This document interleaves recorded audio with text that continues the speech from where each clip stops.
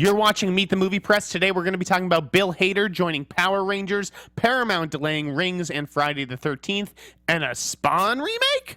Welcome to Popcorn Talk, featuring movie discussion, news, and interviews. Popcorn Talk. We talk movies. And now, here's Popcorn Talk's Meet the Movie Press.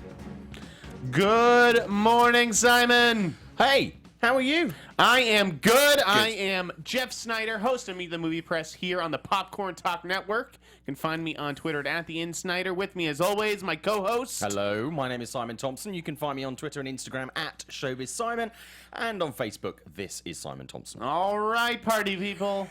How was your week? It was good. Okay. I worked from home a lot. It was relaxing. Nice. I had my cousin in town. We saw Miss Peregrine's last night. Okay. I don't know if I'm allowed to say that. I don't have to see if there's an embargo. Okay.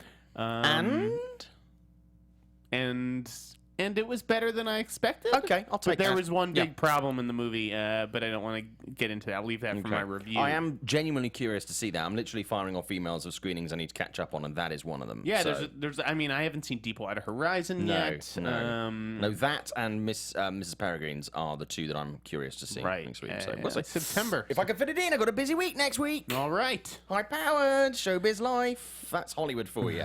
And let's talk about movies that are coming out. First of all, the new releases. Should we get that out of the way? Let's. Okay, Magnificent Seven, which we covered, obviously, off the back of Toronto, and we talked about it very heavily last week. Excellent movie. Looking at the Rotten Tomato scores at the moment, it's around about 63%. I thought it would be stronger. I think it should be stronger than that. I did really enjoy the movie. Well, people like to beat up on remakes and stuff because it's not the original, and I know that there's a real fondness for the original on this title. I don't get it because it was like unwatchable to me. Looking at it as a film to enjoy, the new Magnificent Seven is great. Yeah, I thought Genuinely it was entertaining. It did exactly what it set out to do. Yeah. Opened last night, first night previews, 1.75 million on the Thursday, which is not bad at all. They're talking about a budget for that of about 90 million, which is okay, which is good. I think it's gonna do well. I think word of mouth on Magnificent Seven is going to be strong. But it's quite an interesting weekend at the box office this weekend because obviously Sully's had a good couple of weeks. Blair Witch underperformed last week, which I was really very surprised surprised actually, about. I haven't seen that yet. It's on my list of things to do this weekend actually. But I was very surprised that it didn't do the box office. Bridget Jones not so much, but Storks is coming out this weekend. I mean, very different and far removed from Magnificent Seven. Storks is a Warner movie. It's an animated family movie. Surprisingly good. Really, you enjoyed it? Yeah, I saw this about a month ago now, and I got to talk to the cast for some UK TV stuff. I'll be posting links to that online. And it's genuinely good. It's very, very funny. The writing is excellent. The voice cast is spot on, absolutely spot on. Perhaps not as starry as you would think, where you think they would put the biggest names. I mean, Jennifer Aniston, Ty Burrell are in it. Their parents, they're not the main characters. Right. Kelsey Grammer is they have big characters, but they're not the big ones. It's really Kelsey Grammer and Andy Samberg who are the big ones. And there's a female voice artist as well, who's a Canadian comedian. She's very, very funny. She actually, I think, is going to put her on the map. Are you sure? Are you sure you didn't, like it more because you're just learning where babies come from now? Mummy's tummies, right? It's interesting actually because when I saw this, I went to see it on the Warner lot about a month ago, and there are lots of young kids in there. Now, obviously, this is about storks and how they used to deliver babies, but now they do different things. This is grown-up stuff. Yeah, and I was like, if you haven't had that conversation with your child about where babies come from, you are going to have something prepared when you come out of the theater, because they're going to ask questions. I will write that speech for you for just $40. Just send me a check, and I will tell you how to have this conversation Schneider's with your kid. sex talk. But yeah, I mean, I genuinely enjoyed it. It's a very, very. It's not too long. It's that right balance between they're being up there for the younger audience to enjoy and the adult audience to enjoy. It's the voice talent absolutely nail it. It's just a great fun film. Okay. I was very surprised by it. So that's out this weekend. I think that's going to do well. You're working overtime to get quoted in the commercial, I think. No, I just think genuinely I was quite surprised because I'm always a little bit, on the fence about animated movies sometimes. They have to work harder. So this is a good one. It's a good one. It doesn't have the Pixar or DreamWorks animation Which brand, I think is going to be difficult to have it. But it's still word of supposed mouth. to hit like 30 million. I mean, kids are starved. There's not a lot hasn't- out there right now. Yeah, there hasn't been anything since what? Secret Life of Pets? Yeah, that was probably Not the last big counting one. that other weird movie that was like. And there's nothing out Robinson until Crusoe. Thanksgiving. That's Moana from Disney. So this has got a nice. If it can find the audience, and I think it will. I think word of mouth is going to be strong. I think that could actually do really, really well. So Storks, I do recommend it. Okay. Cool. All right. Big news this week. Where should we start? Wherever you want. Okay, let's talk about delayed movies. There are a couple of movies this week that actually come into this category. Yes. This is a good conversation to kick things off. Okay, so do you want to start with the horror ones, or do you want to start with the kiddie movie that's been hanging around for a while? Because they're both movies that have been moved around a while. Right. Well, okay. First, we'll do Paramount was in the news twice this week. Yeah. The first time because it has said that it is taking a $115 million write-down on an upcoming movie. That movie was not named, but it doesn't take a genius to figure out they're talking about Monster Trucks, which had one of the worst trailers I think I've ever seen. Inexplicably bad. Looked so unappealing. It looked like a joke of a movie. There are two movies that I've thought this year were just a joke. This and 9 Lives. Yeah, exactly. It's that level. Yeah, I just I know. I don't know. It looks like the last Mimsy. Yeah. Like in terms of Mimsy, how bad it could Mimsy, be. by the way, in the UK is a colloquialism for vagina. Oh, wow. So when that film came out, everybody thought that was hilarious in the UK. See, that's why you need a good research department at these studios. So anyways, Paramount has been moving monster trucks around. It's just getting dumped. They're ready to just write this thing off and move on. And it was originally supposed to come out in December 2015. Right. That's when it was originally slated, and then it's been pushed back and back and back. 2017 Yeah, now, right? February 2017, I think. Yeah, so we'll make sure to steer clear on that one. But Paramount wasn't done delaying movies this week. Yeah. It delayed Rings, which was supposed to come out at the end of October. Which is like and now they're 4 or just 5 weeks getting away. out of the way of Ouija 2. I don't know. I thought Rings looked better than that. I thought it should have stayed the course. But nonetheless, it is being moved. And so is Friday the 13th, which I find funny because most movies get delayed maybe a month or 3, maybe even a week or 3. Friday the 13th, when it gets moved, which has been like 4 times now, gets moved like 9 or 10 months because they keep waiting to release it on a Friday the 13th. And I totally get why you'd want to do that for marketing purposes and whatnot. Plus this, the Friday the 13th that they moved it to, they moved it from January to October, which just makes sense in the first place. These movies, they should be coming out in October anyways. I think October or summer. Because they're the two areas. You don't want to put it out around. You're right. You can make make a killing with horror in summer the way Conjuring did. That's absolutely right. But yeah, early in the year, horror kind of is normally not very good. It's usually a dumping ground for films that you're not confident about. My Bloody Valentine and things like that. Yeah. So anyways, Friday the 13th gets bumped all the way to October 2017. That makes sense because they haven't even cast this film. So it's not going to be ready for January. There's also a ton of competition coming on January, like I think Dark Tower. Yeah. Or maybe no, Dark Tower moved to February. The point is, we're trying to keep track of all these moves, things going from here and there. It's just stop dating these movies until you're ready to commit. I don't know who this practice is for, Simon. Does it help a filmmaker to have to make a date?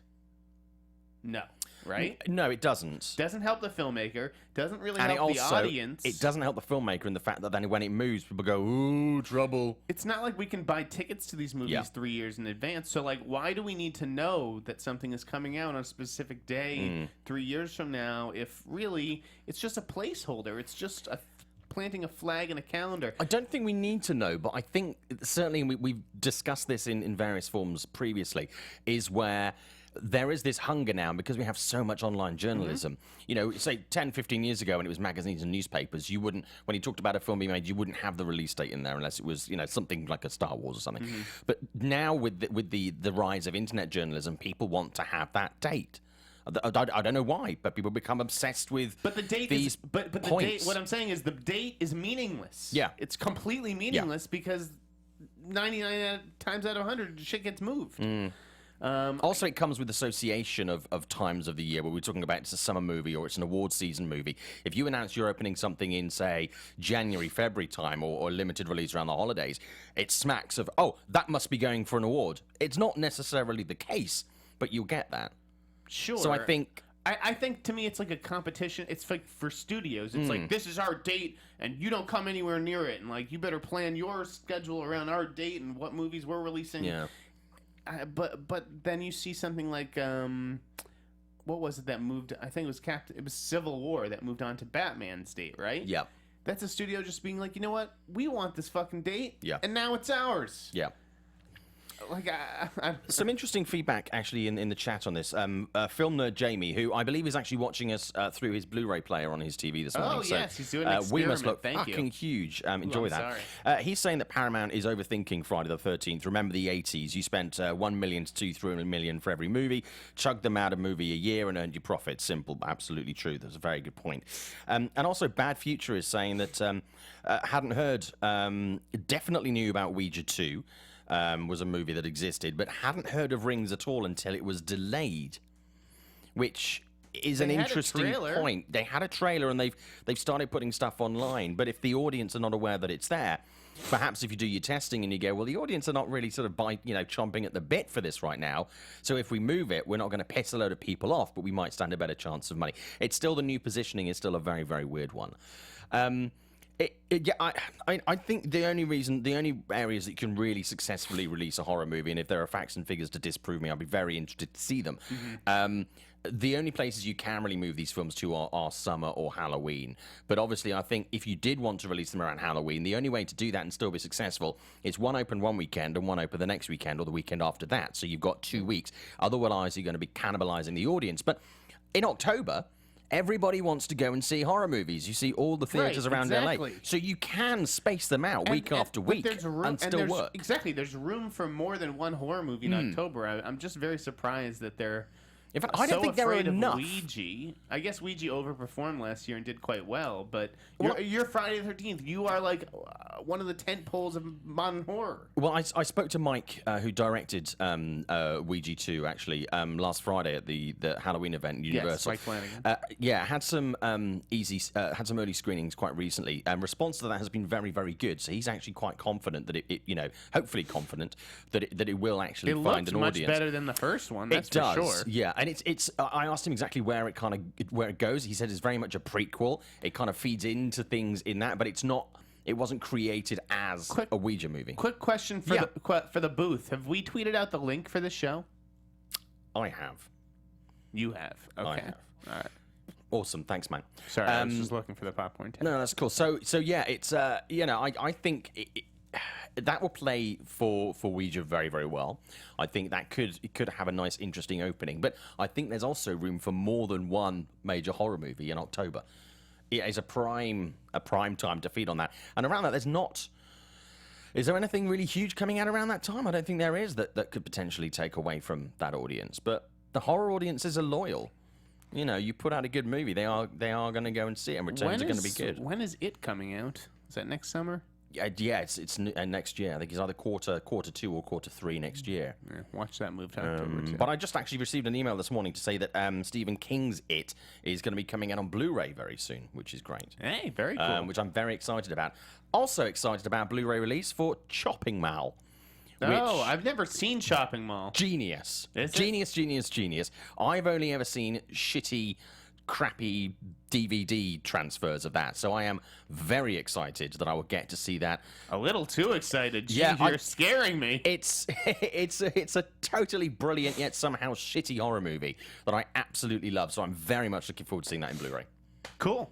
So yeah, that comes out in a couple of weeks. September 27th, I think. Next week. Speaking of horror, I know it's what is it? Fantastic Fest. Fantastic right Fest. now? Yeah, I almost forgot to mention that. And Phantasm Ravager. Yeah. Apparently, the final film in the series is screening down there, which a lot of fans have been waiting for a long time. The Phantasm movies have a very loyal. It's not the biggest horror franchise by any stretch of the imagination, but it's got a very loyal following. So yeah, Phantasm Ravager is going to be premiering there this weekend, and also there this weekend is the 4K restoration of the original 1979 Phantasm movie. Bad Robot have done that restoration because J.J. Abrams and a lot of the guys that work there, and women, are big fans of Phantasm. Interesting. I wonder if my friend BJ was involved in that. He just left Bad Robots. But yeah, so I'd be really interested to see that. I mean, Phantasm is, if you've never seen Phantasm, you've seen it, right? I have seen it, but a while ago. But a while ago, yes, when I was like a kid. It's and a weird but brilliant horror I movie. never harbored a lot of affection for the Phantasm films. I mean, so you grew up a big fan. I enjoyed them. I mean, they're not my favorite franchise by any stretch, but I think it's just brilliantly and weirdly sort of fucked up. It takes a lot of the ideas from horror films around that time and kind of plays with them in a really interesting way. And I'd love to see it in 4K, because I've only, again, seen sort of VHS and DVD transfers and stuff like that. Who directed Phantasm? Do you know? It was I've totally blanked on his name. Dan. I'm going to say it wrong. Don Coscarelli? That's the one. Was it? Yeah. Okay, there you go. I was going to say that horribly wrong. But yeah, so but it got me thinking that I shouldn't encourage remakes. I mean, Hollywood are doing them anyway. It doesn't depend on me. But Phantasm would be a really interesting one if they wanted to find a conceit to reimagine. I don't think so. I think that, that's too niche, too niche. Phantasm. I don't see. I think by the fact that it is quite niche, I think will play. I think you could bring back Hellraiser. I think you could bring back Critters and Ghoulies. I think you could bring back. Yeah. But I don't know that there's enough there for Phantasm unless you got Liam Neeson to be the tall man. Yeah, that would be fucking cool. See, now we're building this idea. Right. I mean, the reason I think it would work is, as you say, because it is very niche. When you have films that are very, that a lot of people, the majority of people hold very close to themselves, and then you remake it, people tend to come to it a little bit more negative. But if they don't have that association, and you take it something that's a bit more or a bit less known, you do have the ability to play around with it and have that audience without that too much of that association. So it's pluses and minuses there on that one, but I would be interested to see it. So, Film Nerd Jamie says the first two Phantasm films are great. The last two awful, and this final one looks equally bad. I've got to say, Jamie, I think you're possibly right. The budget for this, it does not look massive, but I'm still very curious to see it. And it looks like a very interesting way to round out the franchise and sort of bring it to that conclusion. But I mean, even if it's shit, to be honest with you, I will probably still watch it. We have breaking release date news. Ooh, okay. What's moved? La La Land. Moving forward? Moving to 2019. No. It is... Can you imagine... Can you imagine how many people in newsrooms across LA? It is so good, and they have decided to wait 4 years to release it. That will be the perfect time, according to the Mayan calendar. VHS window. No, it has moved just back in its limited release is moving back from December 2nd to December 9th. Okay. It's still going wide on the 16th. So, interesting. Effectively, 2 cities are impacted. Well, excuse me. That's fine. Just nice little belch there. Better out than in. But yeah, so I genuinely I'm excited about seeing La La Land. I've not heard anyone say anything less than glowing things, and obviously I've got to make my own opinion up. But the signs there. It's just a pretty magical film. Yeah, it's pretty strong. Okay. Let's talk about some sad news this week. Yeah, death. Let's talk about. Oh my God, we're terrible. R.I.P. Curtis Hanson. Yeah, who really was not really a name director in the if I could mention him to my high school friends and they know who he was. Yeah, but guy had a hell of a filmography. Yeah, highlighted of course by L.A. Confidential, for which he shared an Oscar with Brian Helgeland for adapting James Ellroy's book. But he also did The Hand That Rocks the Cradle and The River Wild, two of my favorite 90s thrillers. Yep. He did Losing It with Tom Cruise, right? And 8 Mile with Eminem. I mean, he's done a lot of good work, and I think that he's going to be sorely missed in Hollywood. Everyone, by all accounts, he was a stand-up guy. What's your take on him, Simon? While I was working at Reuters this week, when I was literally about to finish, and then the news broke that he'd died, and I was like, "Oh, Curtis Hanson," and then I did start looking through his, his career, and you do forget how many great movies he did. Also, Wonder Boys. Right. I don't have the same affection for Wonder Boys. No, I think it's one of his more do. overlooked movies, but it's but people think that's like his best movie. A lot of people think it's his best movie. And it's a great resume, but he hadn't really done a huge amount in the last couple of years, and it seems he had slowed down a little. I mean, I remember he did. It was in her shoes, right? Which I didn't see. But women really like that movie. Not a terrible film, for the genre. To be honest with you, it's not his strongest work, but it wasn't a terrible film. Just such a shame. I mean, his work was The Hand That Rocks strong. the Cradle is so good. I know people write it off as like this B-movie thriller. I love it. It's a classic. It birthed a fucking genre practically. Yeah. So often imitated and never matched. I mean, still, I watched it quite recently. It came on. It came on one of the movie channels.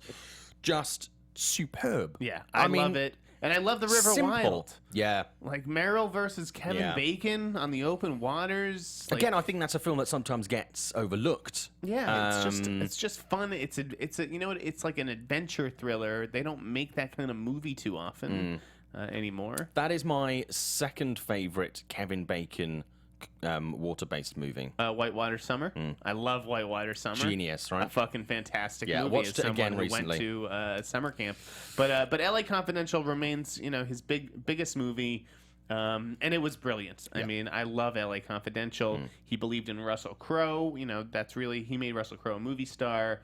That movie was super helpful for Spacey, I think. Yeah.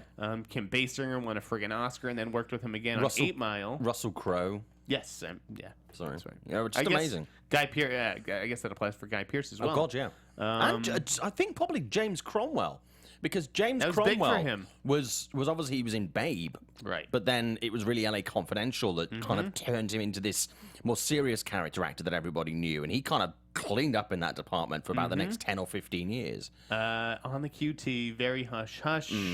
DeVito. What a movie! A fantastic film. And 8 Mile too. Like Eminem, he's never done another movie because he's like, hey, I did it. I did it, and I did it well. And 8 Mile it's a solid film. It really is. I revisited that for the first time. I'm doing that a lot at the moment. I'm going back to movies that I haven't seen for quite a while, whether they're good or bad, and looking at them again with fresh eyes and going, how does this look in the scheme of things? And that was one of the ones I watched quite recently, and that was a great movie. Brittany Murphy was just brilliant in that. So really good film. It was a really good movie. He was a great director. Yeah. Really great director. So it's a sad loss. It is, indeed. So, R.I.P. Mr. Hanson. Now, talking of directors, let's look at what some other guys are doing at the moment. Duncan Jones. I had a better segue, but okay. No. I was going to say, speaking of movies going back to see, get into the idiocracy bit, but we'll go with yours. Okay. We'll go with your segue. Okay, we'll go back to that. I'm feeling generous. Duncan Jones. He is going to start shooting Mute next week, apparently, as early as next week. This is a movie that he wanted to make his directorial debut with, so this is pre-Moon. He basically put this on hold. He was having trouble getting it financed, etc., that kind of thing. You know how the industry is. And this has been bubbling around behind everything for the last few years. When he did Source Code, it helped with the financing, so it kind of gave it new life, and then it's progressed through there. Obviously, now Warcraft is out of the way. He starts doing Mute. Interesting idea. Paul Rudd and Alexander Skarsgård are the leads. Two guys who are very watchable, and I'd be very interested to see them together. Set in Berlin in 2046. Now, for me, Duncan Jones is at his strongest when he plays around with these interesting, slightly abstract, alternative future ideas. I think that's where he really, really comes into his own. He's got a brilliant brain to visualize all that stuff and just make it work in the right way. This is a film that I was not massively aware of, genuinely really interested to see. So I'm torn on this one. Okay, I like why the is that? title, and I think it sounds cool, but at the same time, I think that there's potential for just utter disaster. I think this could be a total train wreck. So let me get this straight. Alexander Skarsgård is the star, right? Yes. and he's playing a mute, right? Yeah. So he's supposed to act with his face, right, and his eyes, and like be expressive. Yeah, I see that being a problem. Okay, I see that being problematic. Okay. I'm not sure I'm sold on Skarsgård being able to carry a movie as a mute character. I like the idea of Paul Rudd as like a crazy surgeon. I also, I know this is supposed to be of a piece with Moon, right? Yep. That is also kind of cause for concern to me. Okay. Why is that? Yeah, to me, I don't need a Moon trilogy. Moon worked on its own. I don't know that I need the interconnectedness or like to explore the larger universe of this. I don't know. Like I like Duncan Jones. I like Moon and Source Code. I didn't love them. I won't even really bother to see Warcraft. So Like most of the audience. So like I'll give Mute a shot, sure, but I think that this is dicey. It's not a sure thing. That's what I'm getting at. Okay, interesting. I've previously doubted some of Duncan Jones's decisions or the movies that he's made when it comes to things like Moon, Sam Rockwell. I was like, I like Sam Rockwell. I don't know if I'm going to buy him in this situation, and I've yet to be proved right. Because I love Source Code. I thought what he did was great. I thought this was really inspired pieces of little nuance in there. So I get what you're saying. I just think, especially after Warcraft, skepticism is fair. No, absolutely valid. I don't think Warcraft would be entirely his fault, though. I think that was more of a film by committee, lots of fingers, lots of pies, coming in from lots of places kind of thing. Yeah, sure, but even though he directed that, this sounds like a bit of a weird thing to say. I don't necessarily consider that a Duncan Jones movie because I don't think Duncan Jones had as much control over it. That's fair. As Duncan Jones wanted. If this is going to get him back to his own sort of creativity and he doesn't have to meet any preconceived notion or expectation or satisfy a fan base, I'm willing to give him the benefit of the doubt. We could use more original sci-fi anyways. Absolutely, and we're getting some of that this season, which is great. Yeah. By the way, did you see the little trailer clips of Ghost in the Shell? They look pretty interesting. Yeah. I was not particularly excited by that movie, but now it has my attention. Not a fan of 5-10 second clips being released. Just cut a fucking teaser to me. So this is super annoying to embed 5 things. Yeah. But yeah, it looked better than I think most people were expecting. Absolutely. Let's go back to my segue. Okay. Idiocracy getting a 10th anniversary release.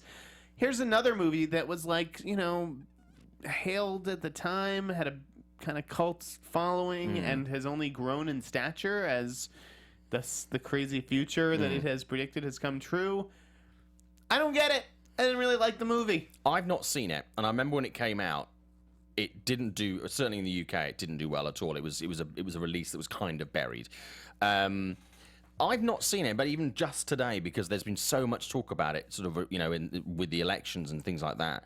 There's been so much talk about it. I am interested to see it, and I think I looked at buying it on DVD, and I'm like, well, actually, I'd rather see it with an audience. So I probably would pay to go and see this, even if it's not particularly great. Just it could be kind of experience get that a few bit. chuckles maybe now, given the sad state of affairs in this country, but it didn't do much for me at the time. I'm just wondering I'm just wondering if the love for this is more purely from the film community rather than a wider audience. I don't know if it's going to be. I don't know if your average man on the street is going to be particularly excited that this film is going to come back and get a release in theaters. No, small this release, is like limited release. Yeah, it's like a little tongue-in-cheek, for a day or a week, whatever the hell it's getting. I would be interested to take a look at it, but I've not seen it. But everybody's talking about it. At the moment, if you love Silicon Valley, go out and support Mike Judge and check that. Love that Silicon Valley. I love it too. Great show. I got genuinely excited when the other day I saw someone wearing a Pied Piper t-shirt. Nice. Yeah. I should do that. Go as that for Halloween. Speaking of movies that I didn't like. Okay. Spawn, is it Todd McFarlane who's been talking about this? Yeah, it is. So Todd's been talking about I don't know, he's writing a script or he's working with someone to write a script. He got asked the question recently that, a lot of things are getting remade or touched up. And someone said to him during an interview, if they did a remake of Spawn, how do you feel about that? And he basically said, no, if it does happen, then it would be R-rated. Right, It would be gritty dark. and hard R. Yeah. Now, Spawn is a movie that I have a very odd relationship with because I do enjoy it. Simon. There are certain parts about it that I absolutely hate. But there's lots about it. I mean, I love the soundtrack. For a start, I love the soundtrack. The soundtrack's amazing. Yeah. I have it on my phone. Superb. Yeah, I listen one to of it my all the time. favorite that Filter soundtracks. song, Trip Like I Do. So great soundtrack, but no. I have to draw the line here. Spawn is a terrible movie. One of my shitty films that I enjoy watching. It is awful. We do not need a Spawn remake. That would be disastrous. Would you not be No, slightly interested to see that? No one is interested in this movie. Trust me. This movie opens to $6 million and disappears within a week. Jamie's been saying that McFarlane's been talking about a new Spawn movie ever since the 97 film. decade. Yeah, I mean, it's highly unlikely that it would happen, but I'd be curious. No. Do you not have any sort of shitty films that you actually quite enjoy, even though you know they're terrible? Yeah, they are, but they're not like those big Not that dumb bad. movies. Like, I don't know. Like, I need an example. Like, what? I mean, another one of mine. Here we go. Confession time. Can't Stop the Music. The Village People biopic. Have you never seen that? no, It's I haven't. horrendous, but it's brilliant. I mean, I have movies that I consider guilty pleasures, things like that. Oh But, yeah, I've got those. I don't know. A genuinely just terrible movie. You that know I that would it's a bad still movie, like. but you still just love watching it. Yeah, I don't know. No? Well, we can talk about that another week. All right, Well, I'll I'm think on sure that everybody's question. got them. I'm sure everybody has. Yes, I'm sure that there are movies that I think in my head are actually good movies, and you're like, no, let me assure you, it's a terrible piece of shit. Someone's just said, Nate says, Simon, get back at Jeff and say we don't need a Crow movie. Dude, I'm not doing that. I'm not going there. No. Yeah, you don't want to. No. That's my Thank you. Star Wars. Yeah. That would be the end of the show very quickly. Speaking of bad, Yeah. other things I'm not sure I want to see, even though I love this casting. Yeah. Power Rangers. Okay. Bill Hader is Alpha 5. That's, I mean, are you familiar with his mythology? Is this a I robot? am. I'm familiar with the Please original enlighten Power us, Rangers. enlighten Yeah. us. Alpha 5 is, if you don't know Power Rangers, it's kind of like the comedy sidekick robot computer for the Power Rangers. The Power Rangers movie, when it was first announced, I literally couldn't have been less interested in it. I thought it was a terrible idea. I thought it was. I know Power Rangers still have a very loyal following and a strong following. You know, our sister network AfterBuzz does a Power Rangers show. But I was not excited about this. As this cast is coming together, I am getting more and more excited. I think it's going to be so much fun. Banks, Cranston, and Hader is good. Yeah. Like, I will give them that. They did not get a name, really, for any of the Power Rangers themselves. Nice. Although they're all in suits, I don't know how much you really need a name. It still would have been nice. Yeah. But that's where they have invested their money, is in the supporting cast. And yeah, that sounds cool. Bill Hader as a robot. I'm interested in that. I can just see this being so much fun watching it in theaters. And Lionsgate do need something. You know, they said previously that, they would look at doing, multiple films in the Power Rangers series. I think if this is done correctly, seven. I think if they do this correctly, I think this actually could be a whole lot of fun and surprise a lot of people. I just don't know if people are going to run out to see this. I don't know if kids these days are just not. They're just like too cynical, or I don't know. Yeah, we'll see. I'm very curious. So this is the robot, though. Yeah. Does he go like ay? Yeah. God. Come on. I can see Bill Hader doing that. Yeah. But I can also see that character being super annoying in a movie, like the Jar Jar Binks of that movie. Anyways. But also it could turn out to be the coolest part of that movie. That's true. Could be the BB-8.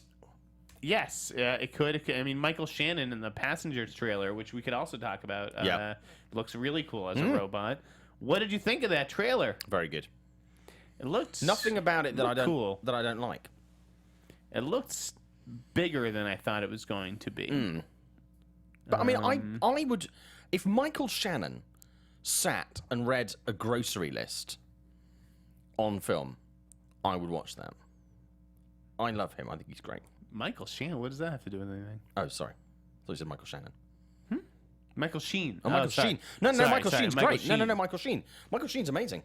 From where I came from in the UK. I would also watch Michael Shannon reading a grocery read list. the phone book. Well, who, by the way, there was some story about Michael Shannon saying like he auditioned for Woody Allen and someone else, and they were super mean to him. Like Woody Allen wouldn't even look at I him. saw something about that, but I didn't read the story. It was interesting. He was just like bitching out directors because he doesn't really need to audition anymore. You kind of know what you're getting with Michael Shannon. But you say Michael Sheen. Michael Sheen is someone who I think. I mean, I loved him in Frost Nixon. Mm-hmm. Terrific. I mean, yeah. You know, I thought he was great in the football film he did for the UK, Damned United. And I don't like football movies. He actually comes from the same town that or same city that I come from in the UK.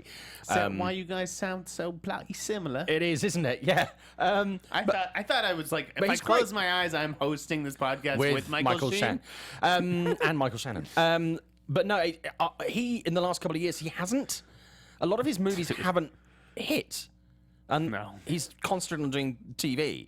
But he's got Masters of Sex. Yeah, I don't know why he hasn't. I think you he's just a good found actor. the perfect show. I think the Michaels, Sheen and Shannon, that's a show right there. As cops. Put them together. Yes. That would be cool. I would totally watch as that. like basically like Michael Shannon's like the American who has to like go over to England and work with like a British police force. Yeah. And Michael Sheen's like, you know, the guy's like, this is how we do things around here. Have you ever seen Twin Town, the movie Twin Town? No, I don't even know what the fuck that is. It was Rhys Ifans' first movie, and it's set in my hometown of Swansea in South Wales. He's good in Snowden. Oh. The film that not many people have really gone to see. I really enjoyed Snowden. Sorry, go on. I interrupted. No, it's fine. And he was in this film called Twin Town, which is basically about dirty cops and, you know, sort of kind of like a gangster movie. Those are my favorite kind. Yeah, well, set in my hometown of Swansea in South Wales, and that's where Michael Sheen comes from. Wait, are you fucking Welsh? Yeah, I grew up in Wales. Yeah, I didn't know. Can you not tell from my strong Welsh lilt? Yeah, a lot of people come from my hometown. Anthony Hopkins, Michael Sheen. Bale? No, he's North Wales. Never mind. Catherine Zeta-Jones, or Zeta-Jones as we called her. Yeah, and me. So it kind of goes on. That's the Mount Rushmore. Those are the four. Oh. So yeah, yeah. But no, it's great if you can get it on import and DVD. I don't know if it was ever released here in the US, but it's a brilliant little '90s movie. And he was, you know, if they decided to do another one of those, a sequel, it has been talked about. It's never actually happened. I would love to see him as one of the dirty cops. Dougray Scott was one of the dirty cops. Dougray Scott. All right, we got a few more stories here. Antoine Fuqua has been making the rounds promoting Magnificent Seven. Excellent Magnificent Seven. I mean, you tell me what is happening here. He says he's Equalizer doing Equalizer 2. Yeah, I mean Equalizer. I was disappointed with the Equalizer. I loved the TV show with Edward Woodward. I thought it was passable. I thought it was fine. It's turning out to be obviously not long after that film came out. The studio said, okay, what we're going to do is we're going to create. We're going to do a sequel. Denzel's going to sign up. He's going to come back. Antoine hadn't signed up. He is now going to do it, he said. And that is moving forward. And it's interesting because Denzel has not done franchise stuff before. Has he? He's not had a franchise. No. He hasn't. I was thinking about this earlier. And it's interesting because it's not by any stretch his strongest film. Yes, I agree. And box office wise, it's not exactly his most successful film. Right. And yet, he and Antoine and the studio are all wanting to go ahead with it. So I think they would have something potentially interesting planned. And I think doing such a job with The Magnificent Seven, I think it could really go interesting places in the sequel. The first one is kind of like a place setter. You're talking about The Magnificent Seven? No, Equalizer? the Equalizer. I think the first film was a place setter. Could they do the Magnificent Eight? I was thinking that the other day after I watched Magnificent Seven. It would not surprise me. Well, three. I mean, spoiler. But not everybody makes it. That's how the West was won. Sure, that's how the West was won with dead bodies. Yeah. But Equalizer 2, I don't know. I don't really need a sequel for this.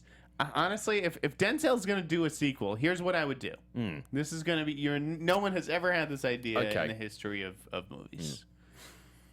Take Denzel's character from Philadelphia, the lawyer, sequelize that shit.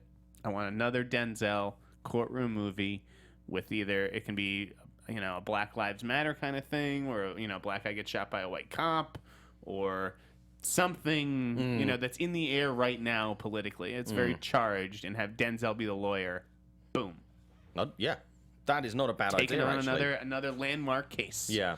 But yeah, Equalizer 2, whatever. I'm not too By excited. the way, about that. when is Fuqua doing this? Because he has The Man Who Made It Snow with Jake Gyllenhaal, and he just signed on to do Scarface. Like, both of these seem... Well, they haven't even... the studio hasn't even come out with, it's going to be a 2018 or a 2019 release. So I'm assuming... Right, that's when you know it's half fake, half real. Yeah, so I think, it might just still be, I'm attached to it, so let's see how it works. Maybe it won't. I mean, there's a chance that he could potentially drop out, or it just doesn't happen. But I think Sony could be looking at this potentially as their action franchise, their Jack Reacher kind of thing. So, but I don't know. I mean, here's a thought. This is a franchise potentially that hasn't done huge box office. It's got good stars, good directors, but it's not up there in like your Mission Impossible level of action franchises, that kind of thing. It's only been one, yeah. So, potentially, could this be something that actually is more appealing to Hollywood studios going forward? The fact that they have these franchises that have a lower cost base, but a nice ticking over will continually give a nice little tidy profit. A solid double. I think Yeah, they would love rather that, than going balls to the wall and going like, huge stars, huge budget, huge advertising. Oh no, we've lost a shitload of money. Could this be something we're going to see more of a pattern with, these smaller but steady franchises? I think that would be great. I think Hollywood would love that. The thing is that it's a gamble, and you're not getting no discount for Denzel. No. Denzel don't take no discount. Denzel don't do coupons. Yeah. Denzel don't do coupons. Denzel don't do coupons. Yeah, he gets his, I don't know what his quote is these days, but it's probably around 20 million, and he gets that quote. Yeah. So, I don't know. It's hard to do a mid-budget Equalizer movie. Yeah, in the chat room, Denzel hasn't had a movie open in less than 20 million in a decade. This guy, 60 and still an A-list star.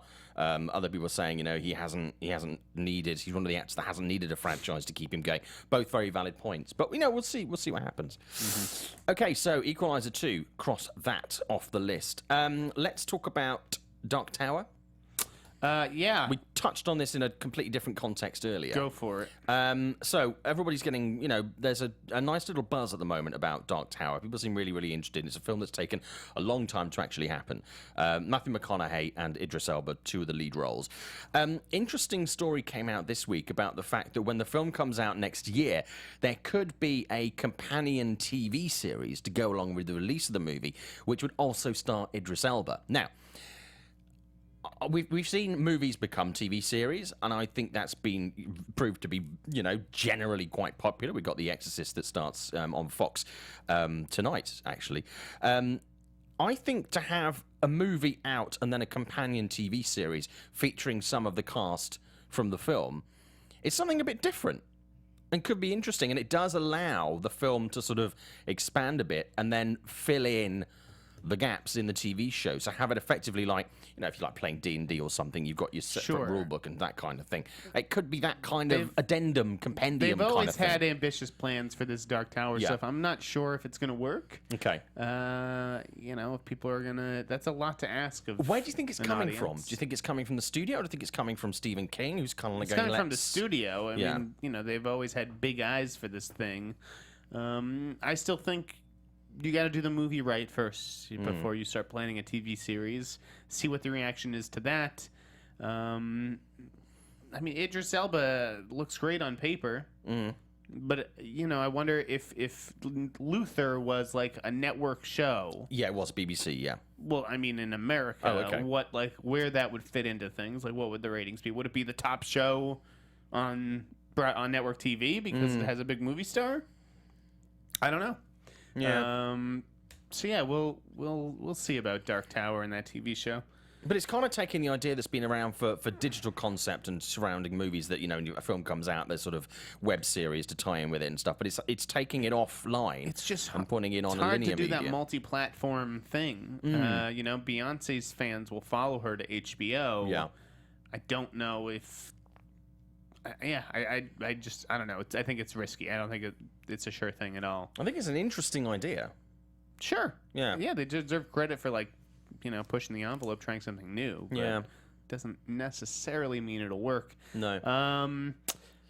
Speaking of things that might not work, you read that Paul Walker's character may return to the Fast and Furious franchise. Well, this was explain, because I'm about to go crazy. There was a charity event this week, and one of the guys involved in the movies are saying that they had a conversation with Vin Diesel, and Vin Diesel was like, let's potentially explore the idea of Paul Walker's character, Brian O'Connor, still being out there, so the fans know that he's not gone.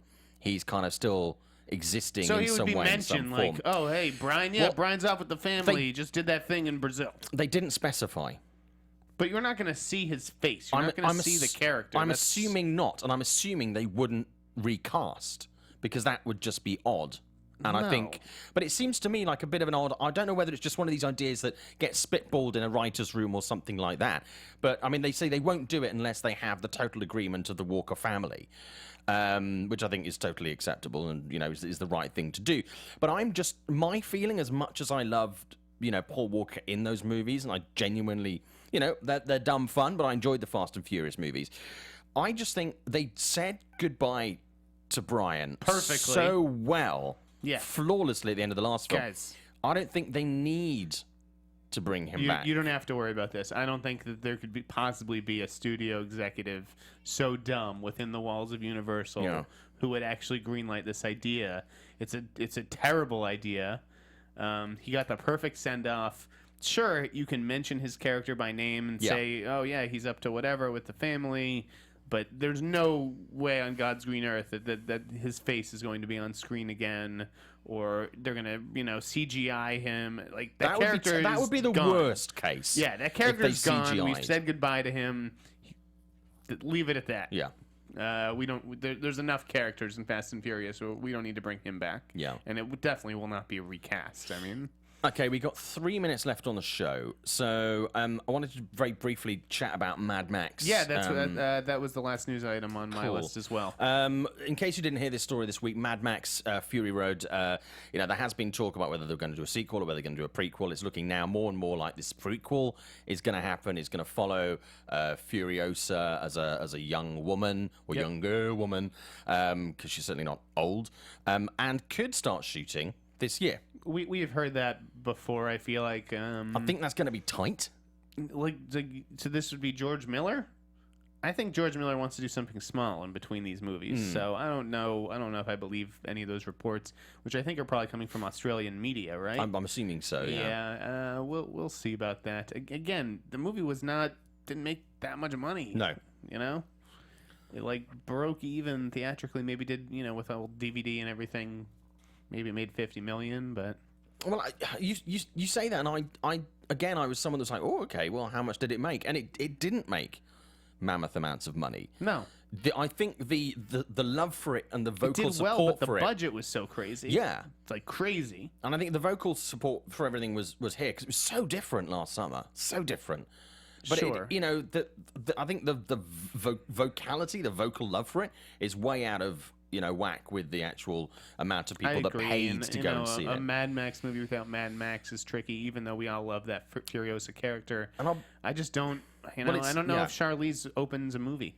I really don't. Well, we've seen that she's, she hasn't had, when she's, okay, Kubo did well, but that was voice, but it wasn't huge. That's not a Charlize. And, the Huntsman sequel didn't do good bank at all. Young adult. She's like a really great actress that I'm not sure is. But would she even feature in this? If it's a prequel, I'm assuming it would only purely be in sort of flashbacks and stuff like that, or flash forwards, flashbacks. Yeah, that's a good question. I'm not sure. We'll have to leave that for another show because we need to wrap up. Simon, where can the good folks find you? You can find me on Twitter at ShowbizSimon, on Instagram at ShowbizSimon, and on Facebook, this is Simon Thompson. You can find my musings over at Mashable.com, where I'm the senior film reporter. Follow me on Twitter, Instagram at the Sneider.